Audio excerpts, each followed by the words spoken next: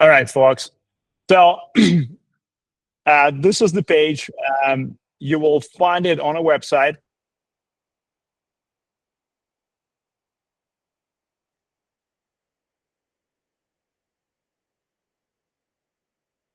On a blog page, and so I'll share the link. This is the link, aerocadet.com/blog, and then you'll see there's many articles. We have dozens, if not hundreds, of articles, which are basically very useful articles for current pilots, aspiring aviators, and stuff like that. And you'll see one of them is flyDubai Pathway with Aerocadet. It's a peripheral page right now. It's not on the actual main website because we just developed it. It will be integrated into main website, but it is what we call a plug-in. Plug-in means that it's a pathway that students can take after completing their main flight training. And so we'll talk about the main flight training first, and then we'll talk about the plug-in pathway and how to get to flyDubai Airways, as well as maybe if any of you are targeting bigger airlines there, like Emirates, Qatar, Etihad, the big international airlines, we call wide-body airlines. You can certainly do that.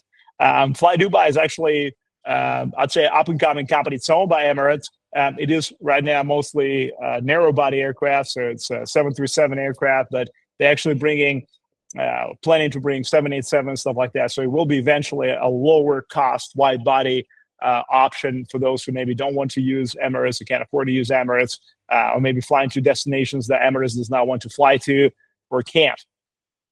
Okay, so let's just go through the stuff here, and we'll basically jump into the program.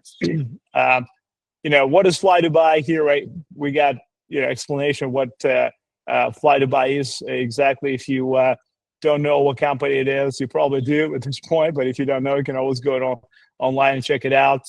It's a regional, more of a regional. It's still a very much international operation, obviously, because UAE is very small, and they fly mostly to international destinations, if not exclusively. But it's a narrow body 737, so probably within no more than 5-6 hours. There's a lot of flights to Europe, obviously flights to the Middle East and stuff like that. I personally have a couple of friends who work for flyDubai. We worked for it for a long time, and recently we signed an MOU, an agreement with a company actually that is located in Dubai, and which is managed by flyDubai captains. So we'll talk about in a few minutes. But anyways, the flyDubai recently, say a couple of years ago, opened a program which is called Second Officer Program.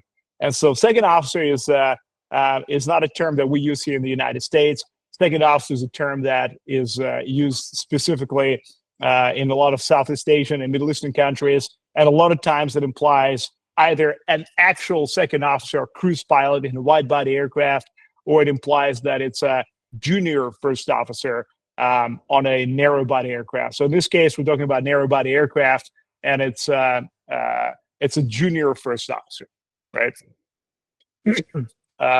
Why is a junior first officer? Because if you fly more than 8 hours or 9 hours, you need augmented crew. So you need additional flight crew on a wide-body aircraft because it's a long flight.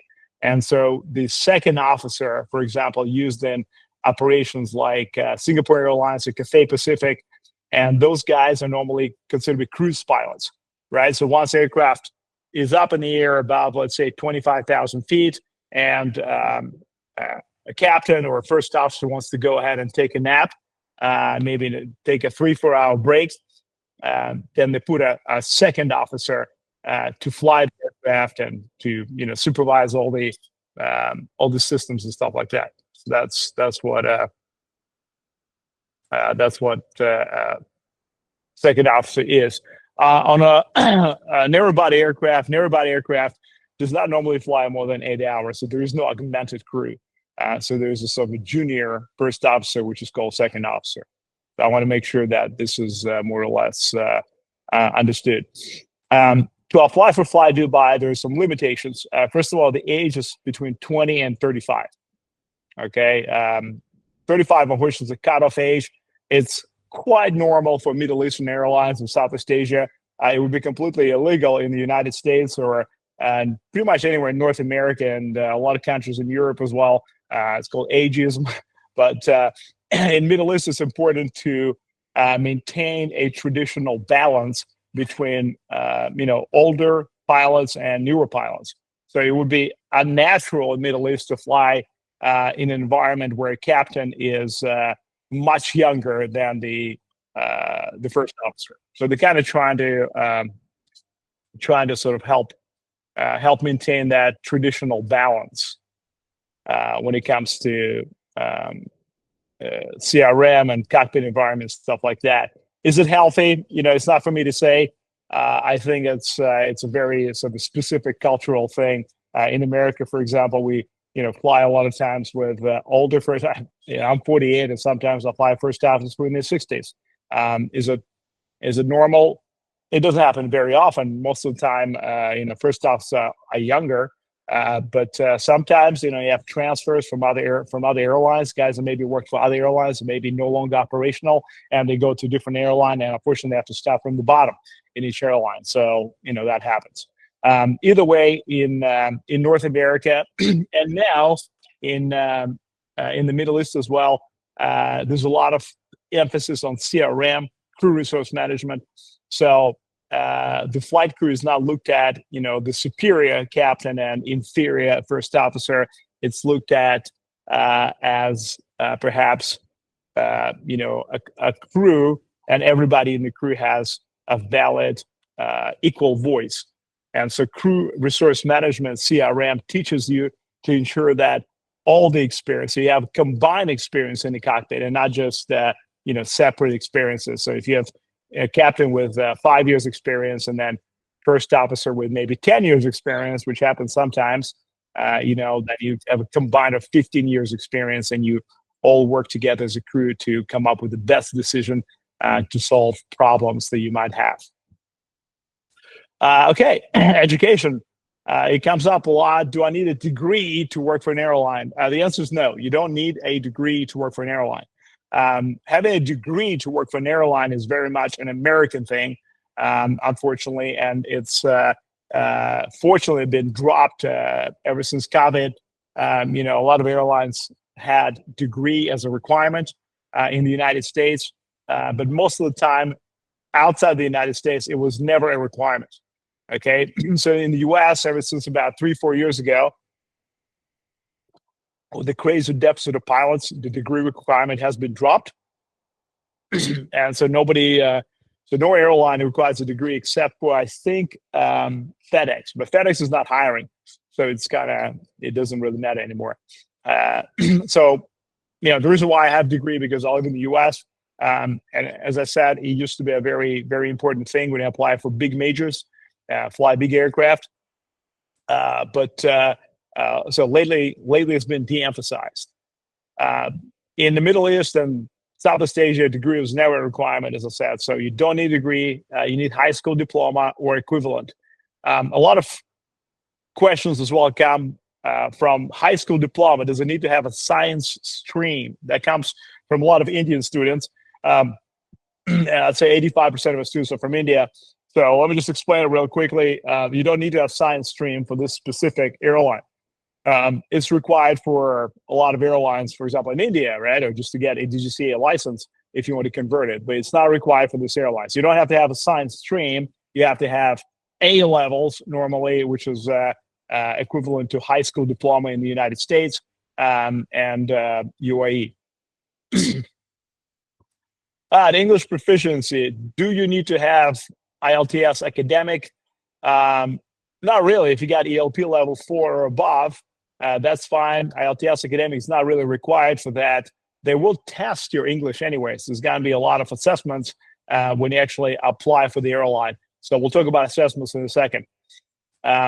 Medical certification. You have to have class 1 medical from EASA or FAA or whatever ICAO certification you have.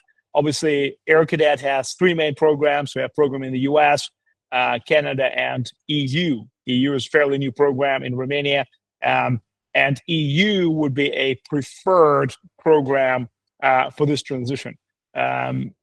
we'll talk about the reasons why, but the main reason is the theoretical exams for ATPL are very similar to the EU ones. So if you pass the EU ATPL exams or EASA ATPL exams, then you should have absolutely no problem passing the UAE ATPL exams. They're very similar, similar amount. There's 14 exams they have to pass, and it will probably take a couple of weeks to prepare from the question banks. Okay, there are actual question banks for the actual exams that will be on the test, and it will be provided to you by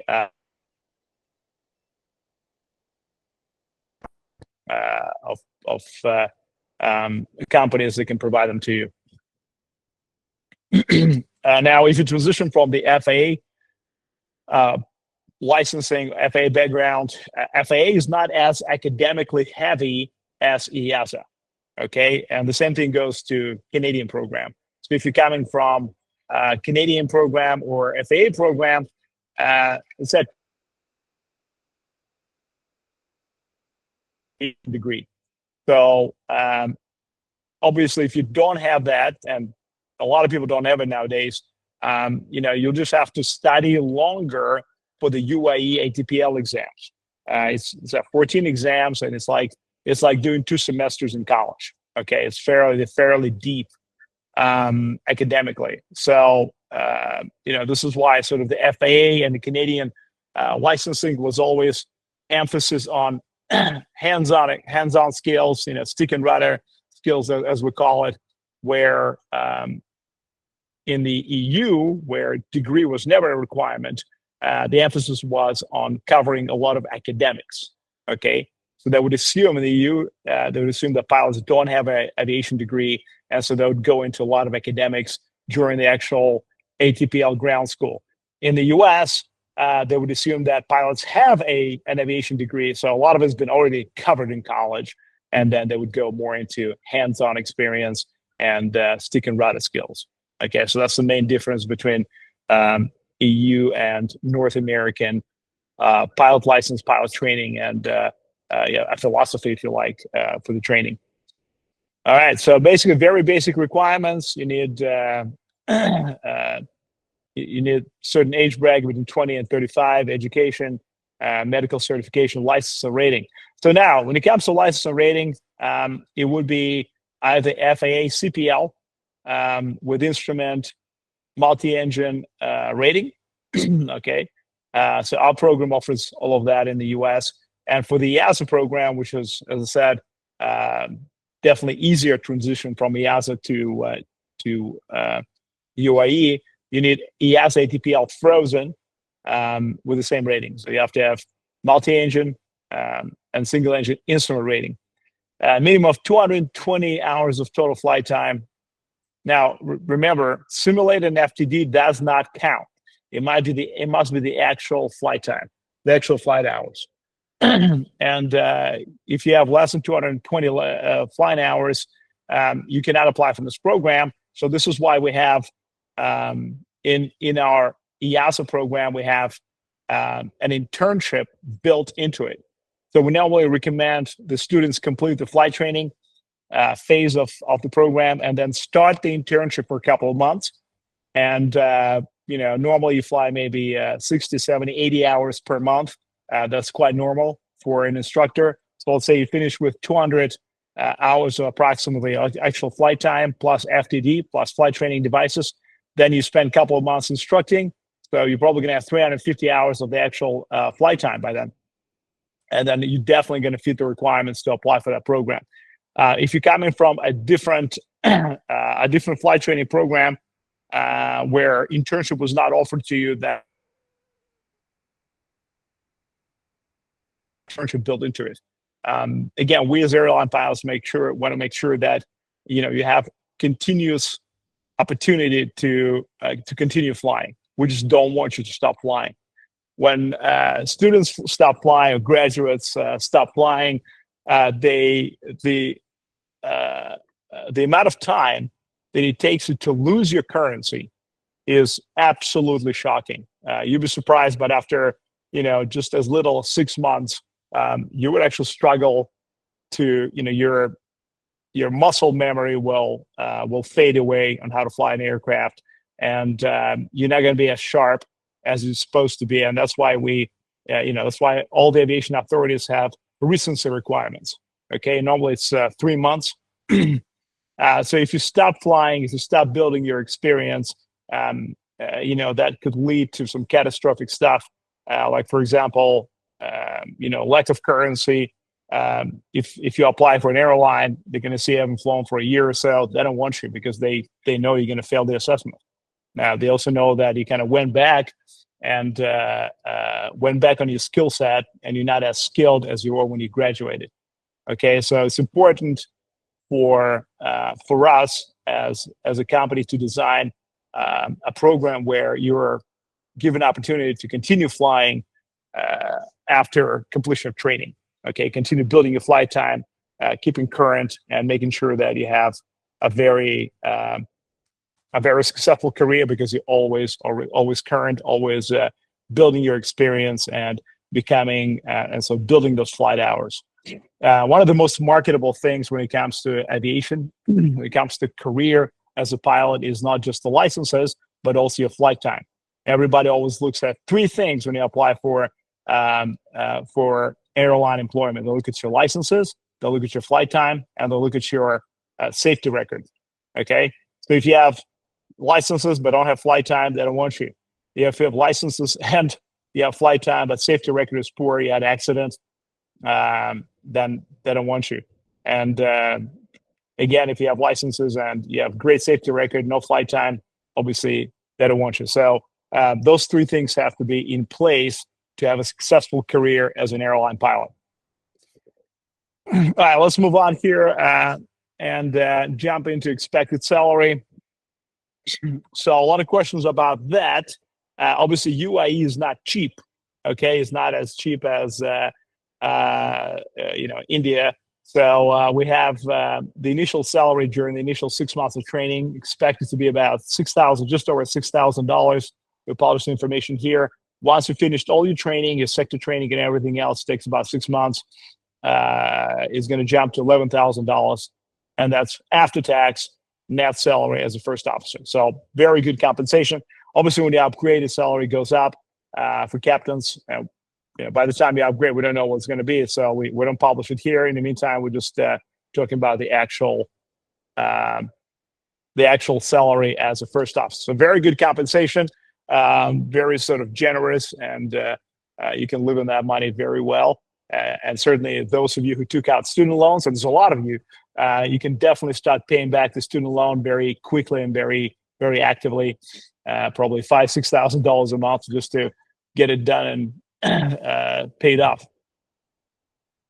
All right, so look,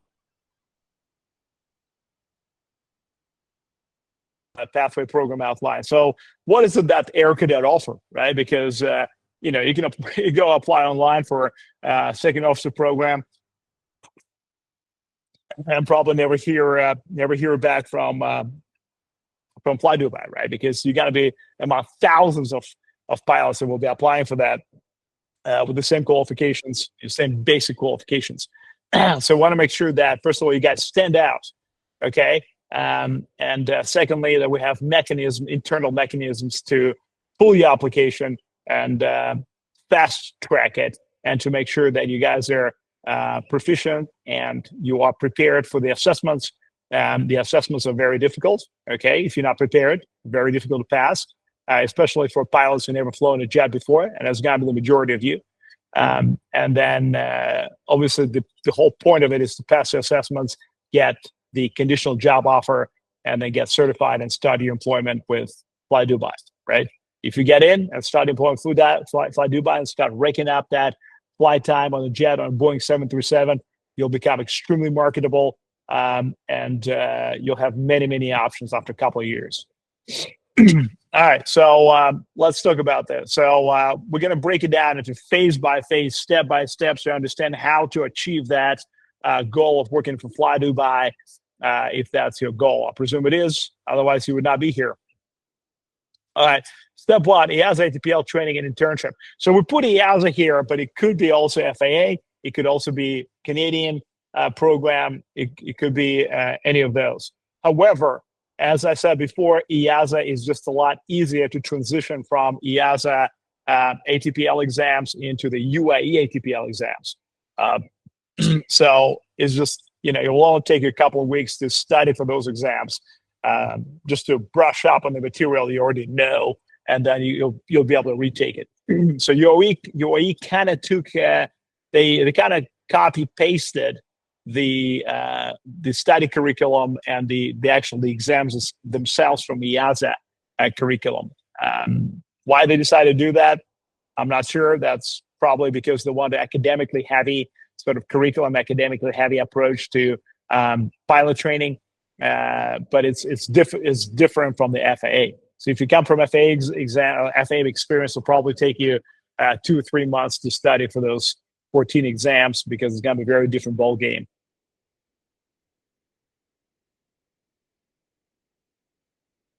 And so here is the explanation why. If you just want to go through that, exactly the same stuff I just told you right now. But that's the that's basically the flight training includes EASA ATPL frozen ATPL from EASA, same as FAA CPL.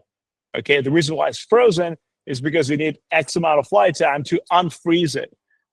In the EASA environment, to unfreeze your ATPL, you need 1,500 hours, and out of them, 500 hours have to be on a multi-crew aircraft. Okay, multi-crew aircraft is normally a jet or a turboprop, so it would be definitely a 737 would definitely include that. So once you complete 500 hours of employment, 500 hours experience on a 737, you'll be able to also unfreeze your EASA ATPL. And also, don't forget, when you convert your EASA ATPL into the UAE ATPL, you're not really converting it. What you're doing, you're adding another ATPL. So if you maintain the medicals on both ATPLs, they will both be valid. And by the way, it looks fantastic on your resume. So when you apply for further employment, maybe after flyDubai, you don't want to stay there, you want to go to Emirates or Qatar or something like that, that's going to look fantastic on your resume. The fact that you have two licenses, two concurrent ATPLs, especially from respected, developed country environment like EU, where we know that there's no corruption in flight training industry, and that's why it's very well respected by a lot of airlines. Okay, so now, what does a flight training include? A flight training is 18 months. You get your EASA ATPL, you get your flight instructor license as well. And what we want you to do, we want you to start the internship as flight instructors for at least a couple of months to get this additional flight time, just about 300, 350 hours. So you definitely fit the requirements of flight time by flyDubai. And so you're able to kind of stand out and not worry about the actual flight time, because eventually you'll see that there's a lot of students that finish the flight training, and the flight training right now, not from our program, but from maybe some other programs, the flight training will have perhaps 150 hours of flight time, and the rest is going to be on simulator. Okay, so as you can see, it's not acceptable by flyDubai. It needs to be 220 hours of actual flight time in the aircraft, and the rest could be an FTD. But this is why we have the instructor internship. Now, another important thing about instructor internship, once you open the instructor internship, you can continue working after 2 years in Romania. That's the place where we do the flight training with a partner, Regional Air Services in Tuzla. And so what do? You study internship, but you just take a 1 week break, okay, to go to UAE to do the assessments. The assessment will take about 2 or 3 days. The assessment prep, and then to do the assessment with the CAE. Okay, and if you pass the assessment, and hopefully you will, fantastic. You can continue to you can come back to Romania, continue working as a flight instructor, and schedule the 737 type rating with CAE. Okay, if you don't pass, obviously that happens. You can still come back and still continue working as a flight instructor, continue building your experience, continue building your flight hours. Also, The salary as a flight instructor in Romania is very good. We have projected salary between $2,500 and $3,000 per month after taxes. So you can definitely sort of continue if you have a student loan, which you took out for flight training, which a lot of students do. You can still definitely continue paying back that loan using that salary. But hopefully you pass the assessment. You'll get the 737 type rating schedules, and if you pass the type rating, and most students definitely do, then you can study employment with flyDubai normally a couple of months after that. All right, so we talked about phase one. It's your flight training, getting ATPL license, getting flight instructor license, studying your flight instructor internship, and then taking a break of 1 week to go to Dubai, UAE. Okay, that brings us to step two, flyDubai assessment preparation. Okay, right here. Now, flyDubai assessment preparation is going to be with our partner in Dubai. They call Sharp Aviation. The guys who work there, they're actually captains on 737. So they also have experience with flyDubai. So they'll do a couple of days of assessment prep. The assessment prep will also include Boeing 737 FTD. It's not going to be a full simulator. It's not going to be a full motion simulator like they use in CAE. It's got to be a flight training device, which will very closely simulate the systems and the controls of Boeing 737. Why is it important? Let's put it that way. If you come in from a background where you've never flown a jet before, or even if you have flown a jet to some reason, but you've never flown 737 before, 737 is a very, how should I put it? It's very sort of antiquated cockpit. Okay, so if you go to the Airbus cockpit, it's you can see the Airbus has been designed in the 80s, and it's a lot more, I'd say, user friendly. 737 was designed in the 60s, and a lot of the cockpit controls, the lights and switches, there are still remnants from that era. And Boeing doesn't want to change that. Okay, he wants to keep that going because changing it will change the whole philosophy of Boeing. So the cockpit is very complex, it's very overwhelming, and you definitely don't want to jump into a 737 simulator if you've no experience with 737. You only flown Cessnas or Diamond aircraft before that. You'll be completely overwhelmed. If you're completely overwhelmed, it's going to distract you from assessment. You'll definitely fail the assessment, right? So our purpose here, our target here, is to ensure that you are you're successful in your assessment. That's why you'll need to drill the assessment profile in the actual 737 FTD to, first of all, to become comfortable with the cockpit, but also to ensure that you understand the profile of the assessment. The profile means what is it they have to fly, what maneuvers you have to fly, right? And what emergencies might be simulated during this assessment. And we think that probably 4 hours will be enough. Probably a couple hours just to get comfortable, and a couple more just to drill that. Okay, because when you go to CAE for assessment, they expect that you don't have experience on 737. So they expect they're not going to perform perfectly well, but you're definitely going to perform a lot better than other candidates who come to assessment without any experience, and maybe they just read through profile, maybe they watched some videos on YouTube, and maybe they played a little bit of a flight simulator online. That's not enough. You need to be in the actual cockpit environment, develop a little bit of muscle memory, how to control the aircraft, and basically become comfortable with it. So that's important.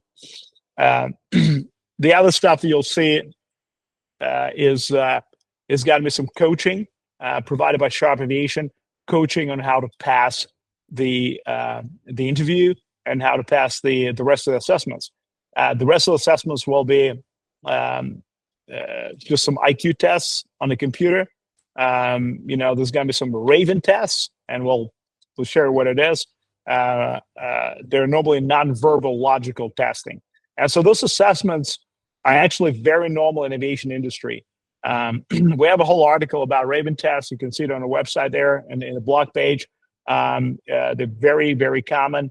And you'll find that anywhere you go, any airline you go after that, you'll have to go through assessments, right? All the airlines do assessments, including the United States, by the way. So if you switch, for example, from, let's say, I don't know, American Airlines, and you go to United, or vice versa, even if you have 10,000 hours on a jet and you were captain in one airline, but go to a different airline, they still want you to go through assessments.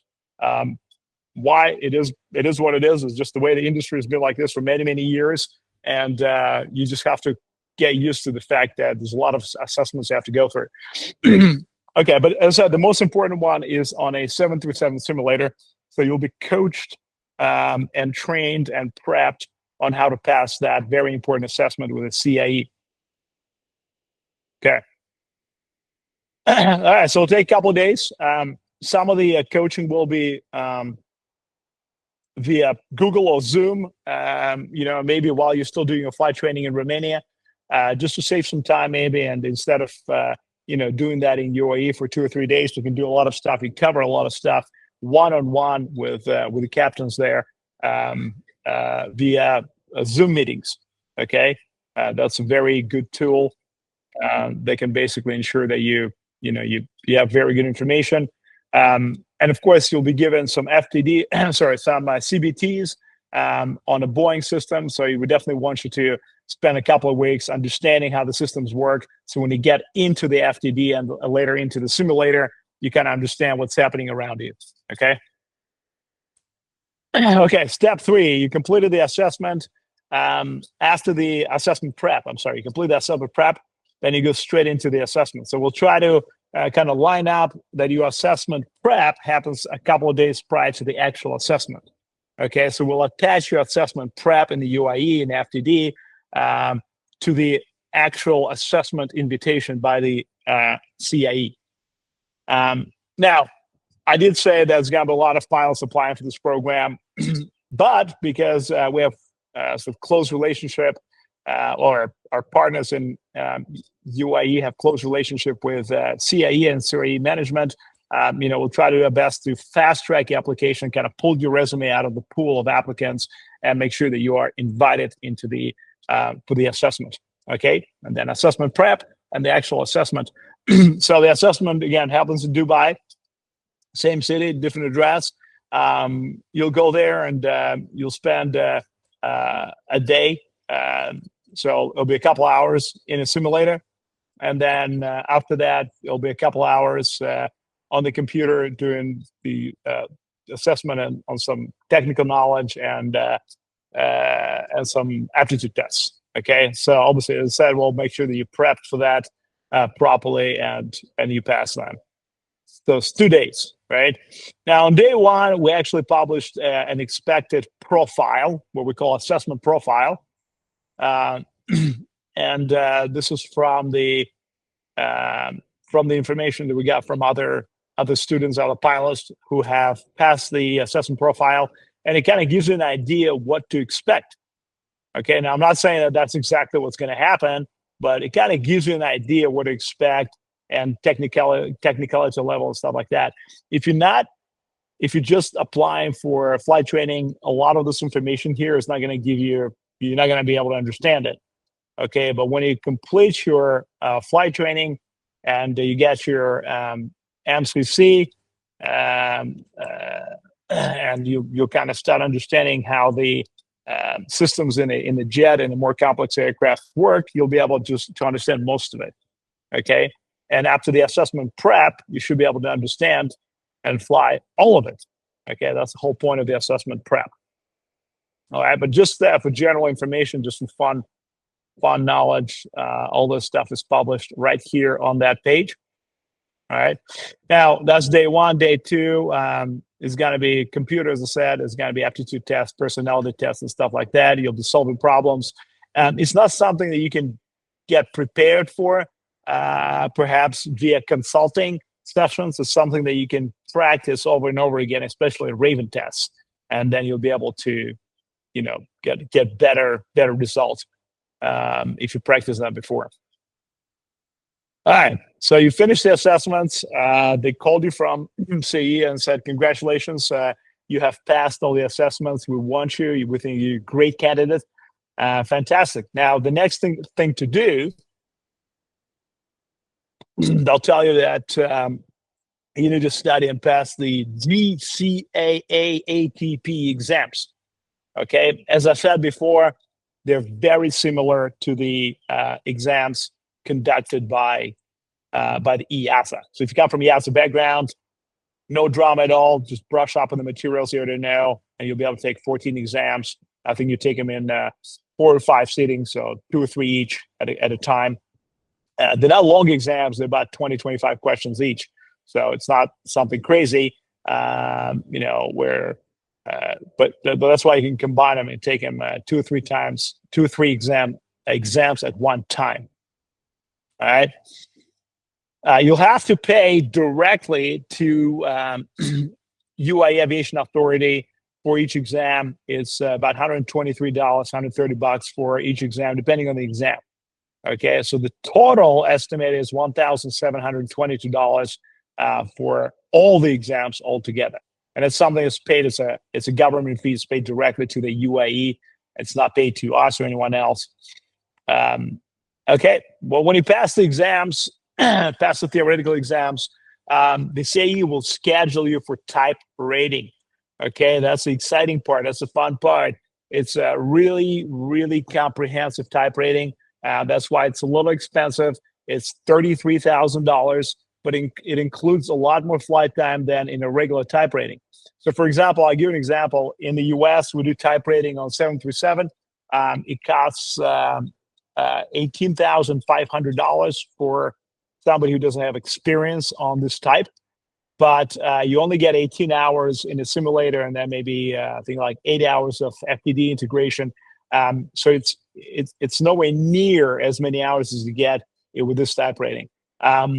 flyDubai wants to have 52 hours on a full motion Boeing 737 simulator, and that's a lot of flight time.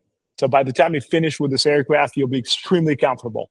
And it also ensures that you pass the type rating. Unfortunately, when you don't get enough flight time, when you don't get enough training in a simulator, a lot of people, well, not a lot, but some people, I'd say somewhere around 10%, fail the final exam. And that's not what we want, and that's not what flyDubai wants, and definitely not what CAE wants. So after 52 hours, you should be extremely comfortable with the aircraft, and just, it's after drilling procedures and maneuvers. So you'll be able to pretty much guaranteed pass this check ride. The only time people fail is if they're extremely nervous, and that kind of has a debilitating effect on their performance, or maybe if they're sick. Obviously, if you have a fever, don't come to do your check ride. Okay, call in sick and reschedule. That's what we normally tell students to do.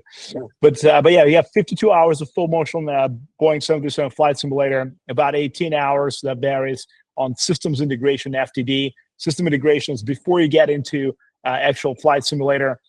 You'll be able to drill some of the systems, like how to program FMS, how to activate approaches, how to do shortcuts in the flight plan, how to do hold, stuff like that. So just understand the systems, understand how the FMS works, understand how ICAS works. ICAS is a electronic QRH electronic system that basically tells you what to do in case of emergencies. Okay, or if something doesn't work. So you'll be able to drill all that stuff in the FTDs, flight training device, and then once you're familiar with everything, comfortable with everything, go into full motion simulators, so you don't waste very expensive simulator time. Bear in mind that each one of those simulators costs almost $20 million, and 1 hour in simulator costs about $2,000. Okay, so, and sometimes more, anywhere up to $3,000, depending on the type of simulator. So this is why it's so expensive to do type rating, and that's why they don't want you to waste that valuable simulator flight time.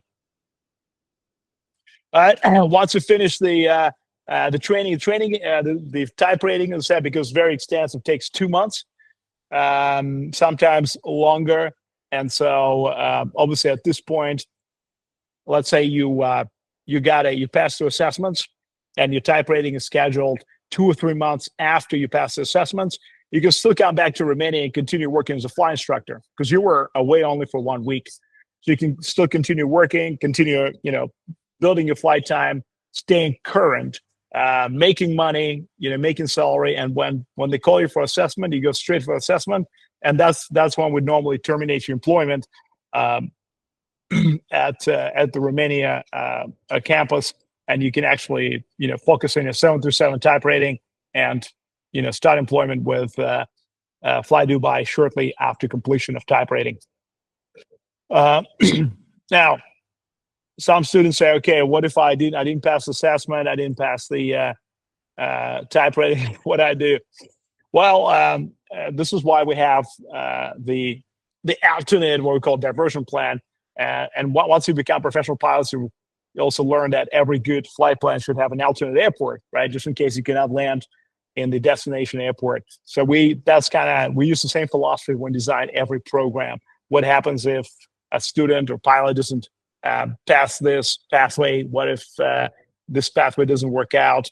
Well, the alternate is simply coming back to Romania and continue working as a flight instructor until you build 1,500 hours. Once you get to 1,500 hours, you have additional options, okay? First of all, you can go to the United States, where we are right now, do type rating on A320 Airbus aircraft. As I said, it costs $18,500, and then continue internship or initial operating experience with a partner in Caribbean called Global Air, which specializes in ferrying, repositioning aircraft. Okay, so that ferry aircraft, for example, from the United States, or Airbus in this case, to Europe, or vice versa, always from Europe to United States, because that's where they're made. Or when the aircraft is sold or need to be ferried for maintenance, stuff like that. The initial operating experience is only about 50 hours. But don't forget that, once you come to the US, you'll also be able to not just get the type rating, but you're also going to add FAA ATPL, unrestricted FAA ATPL to your resume. So you have two ATPLs. In this case, you have the still restricted EASA ATPL and unrestricted FAA ATPL. Why is FAA ATPL unrestricted? Because to get unrestricted FAA ATPL, unlike EASA, you don't need 500 hours on a multi-crew aircraft. You need 500 hours of cross-country flight time. Okay, so it's 1,500 hours total, 500 hours cross-country flight time, and it could be a single pilot aircraft. So in this case, with unrestricted ATPL, you have a lot of options. You can apply for airlines in Southeast Asia, like Singapore, Cathay Pacific. They don't require jet time. You can reapply definitely with flyDubai, maybe pass assessment this time. You can go to other airlines, for example, airlines that hire international applicants, like Copa Airlines in Panama. They hire international applicants with full unrestricted ATPL. So there'll be a lot of options. And of course, we're talking about 3 years from now. So we don't know which airlines are going to be hiring. We don't know which airlines will not be hiring. Mostly airlines are hiring. I personally do not know anybody who's got 1,500 hours full unrestricted ATPL and who's unemployed. All right, so you'll have a lot of options in terms of employment, and we'll definitely assist you with employment search and airline employment placement. Another option is if you absolutely want to, stay and work in Europe, and of course, there's a lot of European airlines are hiring, especially the starter airlines like Wizz Air, Ryanair, EasyJet, and the more advanced airlines like Lufthansa is a popular choice, Air France, Alitalia, et cetera, et cetera. If you spend a total of 5 years in Europe, especially in Schengen zone, you're allowed to apply for PR, and you're actually eligible for PR, permanent residency. So if flight training takes 18 months, and after that you spend, let's say, 3.5 years working as an intern, and your internship is extendable from 2 years to 5 years. So that's possible to extend it. You'll be eligible for PR in EU, and you'll be able to work in EU airlines. So these are some of the options that you can take. But again, you have a lot of options in terms of airline employment. Let's talk about the cost. All right, so right now our flight training program with internship in Romania is priced at $67,250, and that includes accommodation for 18 months. Okay, that's the cost of training. Assessment costs $5,000. Okay, so first to pay $5,000 to go through assessment prep and the actual assessment. All right. If you pay and you pass the assessment and then you're invited for a Boeing 737 type rating, it costs $33,000. So it's 33 plus 5, 38, 38 approximately. We do not factor the government fees into that because it's paid directly to the aviation authority. So you have to factor another $1,700 for the actual exams, which are paid to aviation authority in UAE. And you also got to factor obviously living expenses, right? Because we're not going to pay for living expenses there. So it could be 1 week of living expenses in Dubai while you're doing the assessment prep and the assessment, okay? And then obviously if you pass, which is the result we want, then you have to go for 2 months to do your type rating, and it's got to be 2 months of living expenses, okay? And it vary. We don't know what kind of lifestyle you enjoy. It could be a 5-star hotel, or it could be a campus somewhere. You know, it could range from maybe $500 a month to $5,000 a month. You know, we don't know what you enjoy. So you have different accommodation options, and we're not an accommodation company, so I'm sure you'll find something really great. And I'm sure our partners, Shop Aviation in Dubai, will probably be able to suggest a few options for you because they're based in there. Okay, now, some of you will be asking questions like, hey, what if I want to work for Emirates eventually, or Qatar and stuff like that? Well, don't forget that, first of all, flyDubai is owned by Emirates, okay? And it's a great company by itself. A lot of people that work at flyDubai love it, and they want to stay at flyDubai. They want to be captains there. They want, you know, a lot of pilots like myself, for example. I don't like wide body aircraft. I don't want to constantly fly red eyes. I don't want to constantly be jet lagged, because that's what happens with wide body aircraft. They cross multiple time zones most of the time, and pilots end up with, you know, sleeping problems. They need to take medication just to fall asleep, and that's the result of constantly being jet lagged. Okay, so some pilots are okay with that. Personally, I'm not okay with that, so I have absolutely no interest in flying wide body aircraft. And so a lot of pilots feel the same way.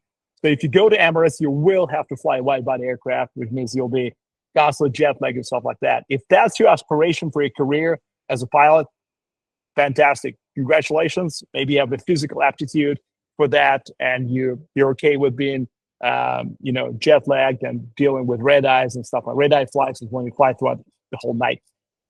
But a lot of pilots don't want that. So, you know, normally if you work for a company that operates narrow body aircraft like Airbus 320 type or 737, most likely you're going to be flying during the daytime. And it's got to be just a nicer, more, I'd say, healthier schedule, if you will. But maybe it won't be as glamorous as flying a 777 or 787. So it's up to you to decide. Anyways, if you decided to stay in flyDubai, fantastic. If not, you can flow up to a bigger airlines after about 2,000 hours of flight time. Just remember that you'll be bound to $32,000. And if you want to leave flyDubai, and it's a bond for 5 years. If you want to leave flyDubai at some point, you'll have to pay that back. Okay. Now, just remember, you'll be making more than $10,000 a month. So can you save up $32,000 and have it ready in a savings account to pay back if you get a job offer from Emirates or Qatar or Etihad? Of course you can, right? So just remember that you have to pay back some of the bond money that you'll need to save up and have it ready. But nobody wants to have 2,000-3,000 hours on jet. You can apply for Emirates and Qatar and Etihad. That's what they want you to have. They will not accept you without the jet time. So that's another option you have. And of course, the salary in those airlines is normally a little higher than flyDubai. I think first officers probably get about $12,000, $13,000 a month, and captains about 20 or so. And you get free accommodation. You get a lot of benefits, car service and stuff like that. So it's pretty cool lifestyle, but just remember you'll have to deal with very different schedule. And let's just finish off with important considerations. Incorrect type rating. Some people say, okay, you know what? I already have a type rating. And, can I just join in with my 737 type rating? The answer is no. flyDubai will not recognize the type rating if it's not done with their specific contractor. the contract is CIE right now, CIE in Dubai. Okay, so you'll have to redo your type rating. So the answer is no. And also, don't try to go somewhere else and do the type rating for cheaper or half the price. Again, it's just going to be a waste of money because it's not going to be recognized by flyDubai. So it's very important to make sure the type rating is done with CIE Dubai. Lack of interview preparation, we talked about that. If you jump in a jet cockpit, a 737 jet, especially without any prep, flying just propeller aircraft before that, you will 100% guaranteed fail the assessment. Okay, you're not going to pass it.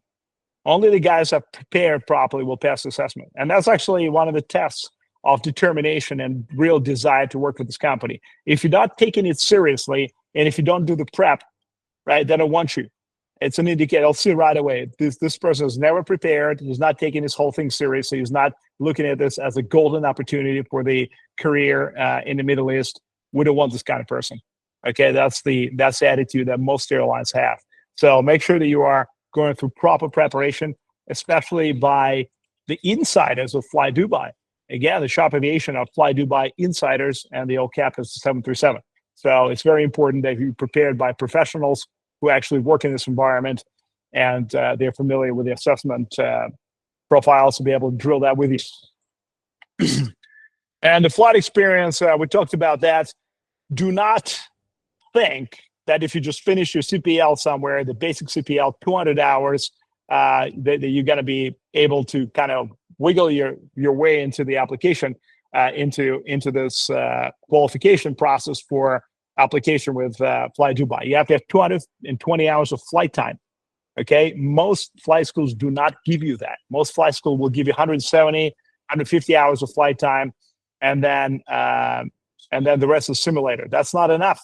Okay, so you have to make sure that you have sufficient flight time when you apply. This is why you need to start your internship in Romania, in this case. Or again, if you're coming from different background, like the U.S. training program that we have here in the U.S., again, just start your internship and then take a week off.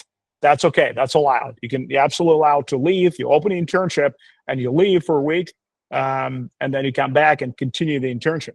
Okay, but the important thing is that you're definitely going to have the flight time for this assessment, and also you'll have a cool addition to your resume. You're also a flight instructor, right? So you're looked upon differently. You're not just you didn't just complete the bare minimum training. You went extra mile. You completed instructor license, and you actually now, if an interview they ask you, what do you do right now? Well, I'm unemployed. No, you are employed. Right now, if you're in our program, you're employed as a flight instructor. You're you're teaching other students how to fly. That's pretty cool. That looks really great. Okay, that's impressive. That makes you stand out of the herd of the applicants, out of the hundreds of thousands of applicants who applied for the same job. You're very different now, and you looked upon very favorably. It's very cool. Also, don't forget a flight instructor works in the multi-crew environment, right? Because it's the instructor and it's also the student. It might not be considered multi-crew environment by legal EASA standards, so you cannot log that 500 hours as an instructor in a multi-crew aircraft because you're not in a multi-crew aircraft, but you are in a multi-crew environment, and that means your CRM skills are developing, which means that you're just one step above everyone else who's got a basic CPL or just ATPL without flight instructor license and experience. Okay, so in our experience, in our opinion, expert opinion, if you will, this is the pathway to success. This is the right program for this specific pathway to become a pilot in the Middle East. It's a very, very impressive, rewarding career, great income, phenomenal pilot license protections, right? Because your pilot license, your medical will be insured for, I think, a gist of over $1 million. So you'll have a lot of protections, and once you start career in the Middle East, that's it. You made it. So that's a very important pathway, and want everybody to consider it. Well, it's 12 o'clock here in Florida. We got maybe another 20 minutes for Q&A. If you guys have any Q&A, jump in, and I'll answer some questions. Just unmute your microphone and go ahead and ask questions, and we'll wrap it up after that.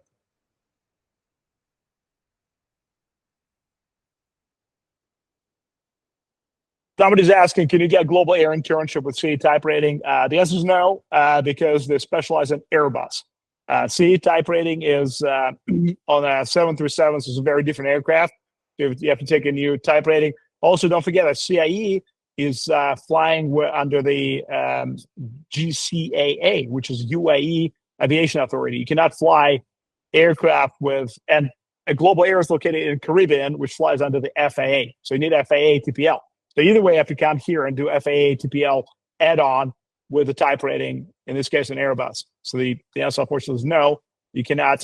But listen, once you get a type rating, you'll have a type rating. You can put it in your resume, and 737 type rating, especially with this level of training, that's a valuable asset. So let's say if you, for example, come to US and you decide to apply for, you don't even have to come to US for that. You can just apply for, so say, Copa Airlines, which flies 737 in Panama, right?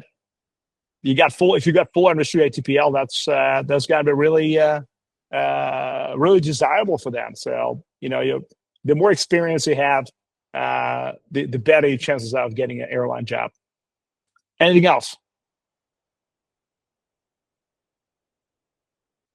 How likely am I to get a job after completing CE type rating? Okay. Well, very likely, extremely, extremely likely. I'd say 99% likely.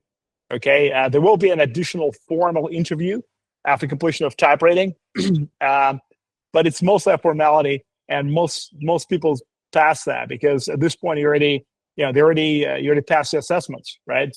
They already told you they want you, right? So there will be an additional interview, and we'll probably ask about your just general HR panel and stuff like that. But the technical part has been completed, so very likely to get a job after that.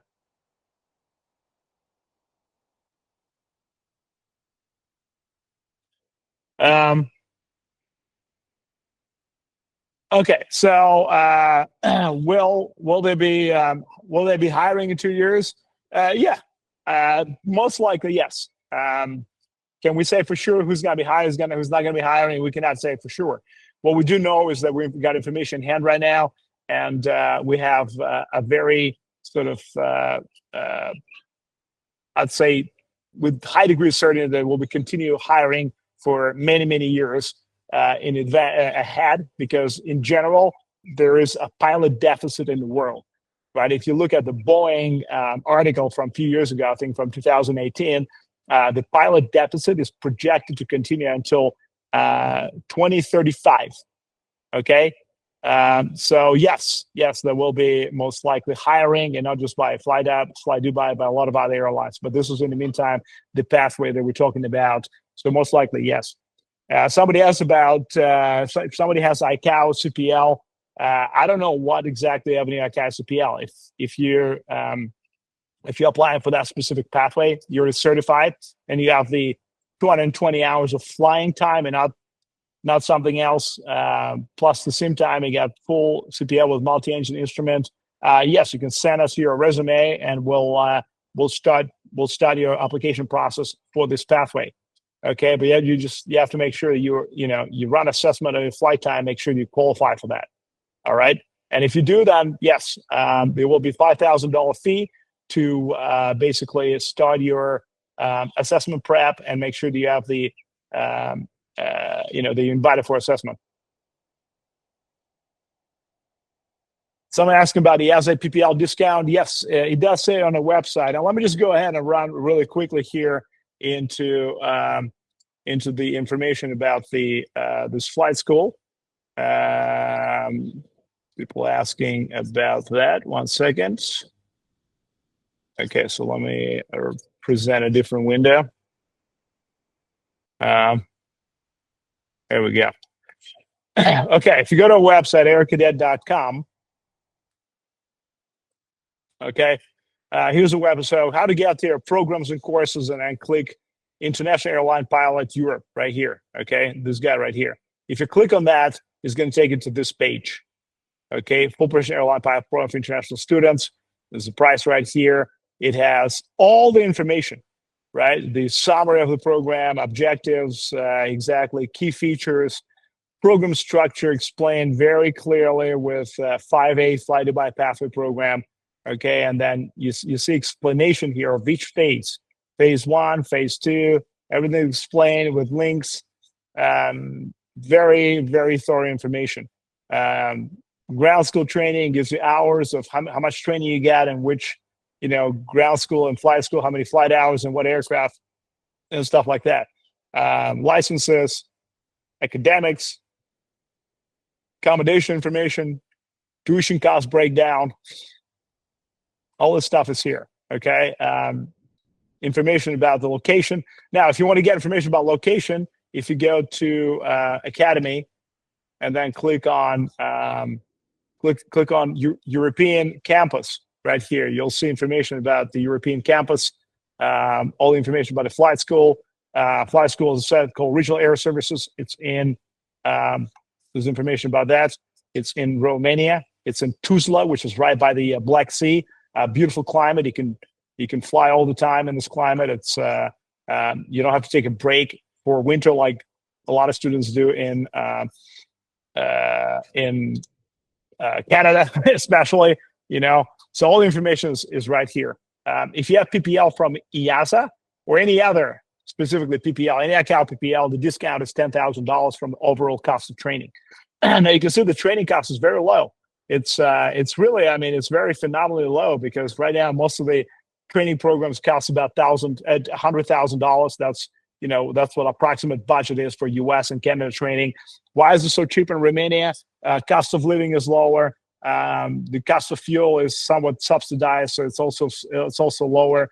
Labor costs like maintenance and stuff like that, it's all lower. So we're taking advantage of that.